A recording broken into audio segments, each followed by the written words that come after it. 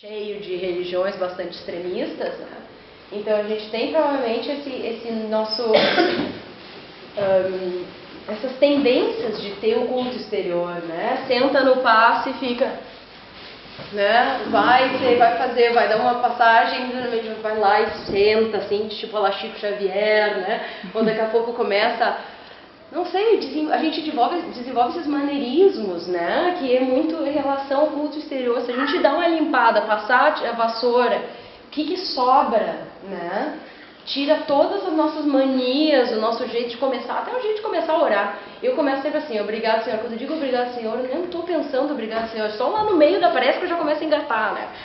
E eu acho que isso daí é uma coisa que a gente tem que prestar bastante atenção, que é o culto exterior, que isso não quer dizer fé. Né? É um bom começo, mas eu acho que a gente pode dar um push, né? Ver se a gente consegue chegar um pouquinho mais adiante. Então, com o Espiritismo, a gente tem uma melhor ideia do que seja Deus. E Jesus nos disse amar a Deus e a nosso próximo, ou seja, amar a Deus e não temê-lo, né? Que é uma coisa também que as religiões normalmente são muito boas, né? Em fazer a gente ter medo de tudo, né? Perder confiança em nós mesmos. É importante que a gente tenha essa coisa positiva, né? Ter fé em nós mesmos, ter fé em Deus, saber que o melhor, e às vezes na dificuldade também, está tudo certo. Né? E que o melhor também pode ser aquilo que a gente não tenha muita ideia o que seja, mas é o que vai acontecer. Então, é amando a Deus e ao próximo que nós vamos começar a desenvolver essa fé de uma maneira viva. Ou seja, os nervosismos, as agitações, os desequilíbrios, os nossos jeitinhos, tudo isso aí a gente pode interpretar como uma falta de fé. Como é que nós vamos acreditar em um Deus justo, bom, onipresente, se nós tentamos dar um jeitinho na furar fila? Né? Como a Maria está falando, de ser infantil, né? A gente imaginar que a gente pode se esconder ou que a gente pode tirar vantagem. Eu estou sempre pensando em tirar vantagem, eu não sei vocês, né? De repente, se eu fizer isso, o que vai acontecer melhor? Como se não fosse igual para todo mundo, né? Então, nos pequenos detalhes da nossa vida, a gente tem que olhar para eles, né? Tentar o máximo possível e tentar ver como é que a gente pode increase, né? Esse amor aos semelhantes, ter mais fidelidade a essa ideia de Deus, né? Então, a semente e a árvore, a fé e as obras, né? Ou seja, a fé é a mãe da esperança e da caridade. No Evangelho fala bastante sobre que todos nós podemos fazer a caridade e que ela é excelente. Ela é o amor em ação, né? Mas tem uma partezinha ali do Evangelho que fala como é importante, que tem muitas pessoas que não acreditam em Deus, que não têm fé, que podem fazer caridade, e isso realmente é excelente.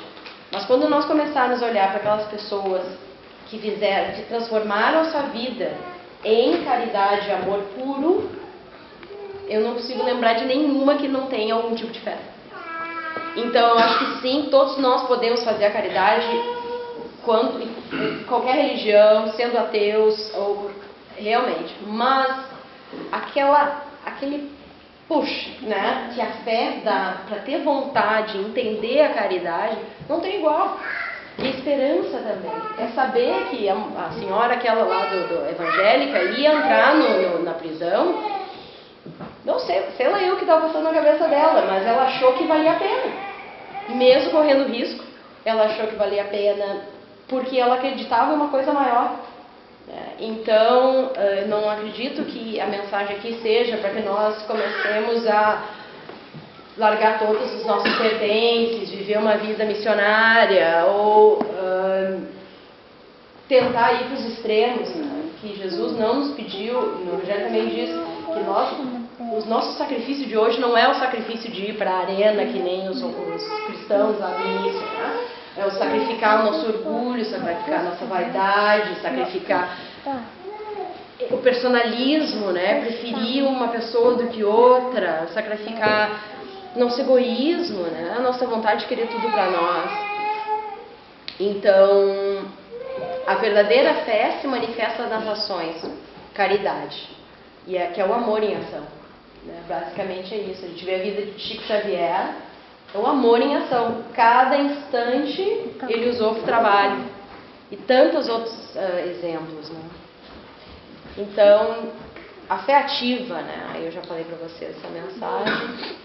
Então, no Evangelho também fala bastante sobre a questão de pedir um conselho, ou pedir ajuda, ou como nós somos diante de um problema, né? Então, a pessoa que tem fé, quando recebe uma orientação, uma orientação espiritual, uma inspiração, ou alguém que vem e diz, faz tal coisa, ela diz que maravilha, né? Que eu tive essa ideia e me dei bem. Né? A pessoa que tem fé já entende, puxa, que maravilha. Então, o exemplo do deserto, né? A pessoa que se perde no deserto e que como ela teve sorte de poder ter sido inspirada para buscar a direção correta, né?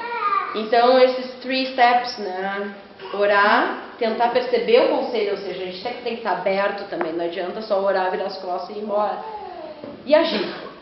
É que é muito importante, não adianta ficar stuck e eu me decepcionei com o mundo e eu agora vou para como é que é o nome daquele negócio quando a pessoa vai retiro espiritual. E vou ficar lá rezando o dia inteiro, que maravilha, né? Isso aí não vai resolver nada, né? Pode até nos dar uma ajudinha, mas o que vai resolver é o dia a dia, são os desafios do dia a dia.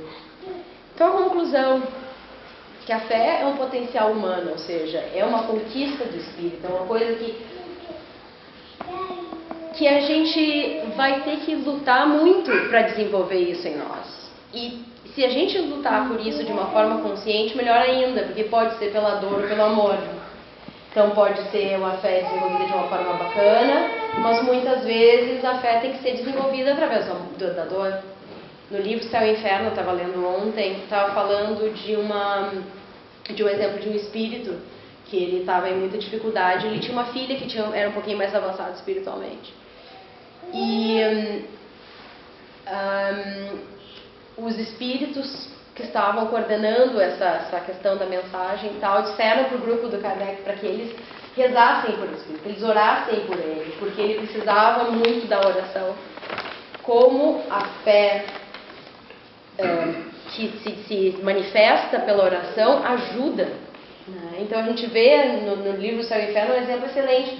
Quantos espíritos vêm em dificuldade e aí depois o grupo faz uma oração e o espírito melhora.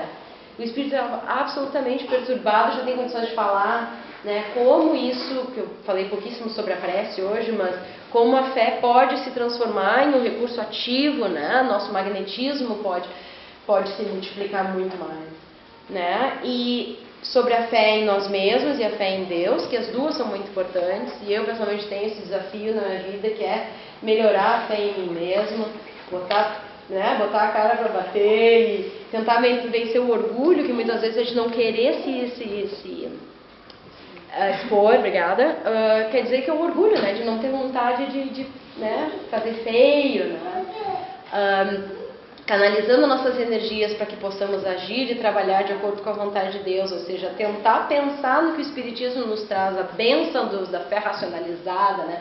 E tentar utilizar, pensar antes, quais são as bases, né? Para que a gente possa fazer a modificação moral.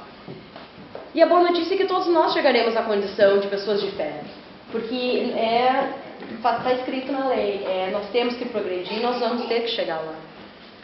E se Deus quiser, um dia nós vamos ter essa fé ativa de Jesus, porque Jesus, quando os apóstolos foram curar aquela pessoa e não conseguiram, Jesus foi e a curou.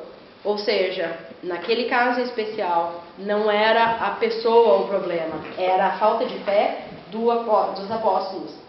Ou seja, a fé ativa de Jesus, porque Jesus não veio para abrir igrejas, ou para contar histórias, ou para falar maravilhas, ou para ser servido. Jesus veio para servir. Então foi com um trabalho ativo, com certeza, de um espírito que hoje é puro, que ele desenvolveu a sua fé. E nós um dia vamos chegar lá também. Muito obrigada.